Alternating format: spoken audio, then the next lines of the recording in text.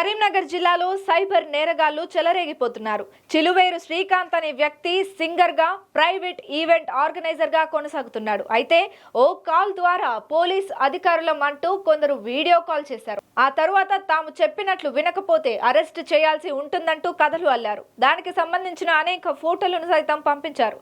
దాదాపు 2 గంటలకు పైగా బెదిరింపులు కొనసాగినా తెలివిగా వ్యవహరించి వారి బారి నుండి బయటపడ్డాడు. నా పేరు శ్రీకాంత్ చిలివేరు.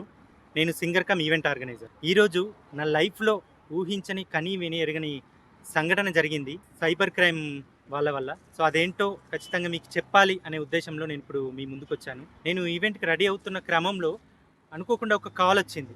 లిఫ్ట్ చేశాను. మీ ఫోన్ ఒక 2 అవర్స్లో హ్యాంగ్ అవుతుంది, ఫోన్ డిస్కనెక్ట్ అవుతుంది అని చెప్పడం జరిగింది. కస్టమర్ కేర్ లాగా మాట్లాడారు. అయ్యో అదేంటి అంటే మీరు ఒక సైబర్ క్రైమ్లో ఇరుక్కున్నారు, సో మీ ఫోను డిస్కనెక్ట్ అవుతుంది, మీకు అరెస్ట్ వారెంట్ రాబోతుంది అన్నట్టుగా మాట్లాడేది. ఇదేంటి సార్ అంటే అది అనేలోపే నాకు వాట్సాప్లో కాల్ వస్తుంది.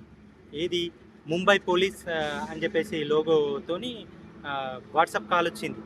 శ్రీకాంత్ దిస్ యువర్స్ అని చెప్పేసి మాట్లాడితే ఎస్ సార్ ఐఎమ్ శ్రీకాంత్, 2 అవర్స్లో మీరు ఫాస్ట్గా ఇక్కడికి కొలావానో ఏదో స్టేషన్ పేరు చెప్పారు, కొలావానో అక్కడికి రావాలి అని చెప్పేసి అనడం జరిగింది.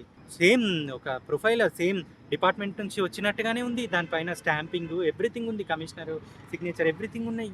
మాట్లాడుతూ ఇట్లా చాలా సీరియస్ యాక్షన్ తీసుకోవడం ఉంటుంది, 7 years జైల్లో ఉంటారు, సో అండ్ సో సెక్షన్స్ ఏవో చెప్పాడు.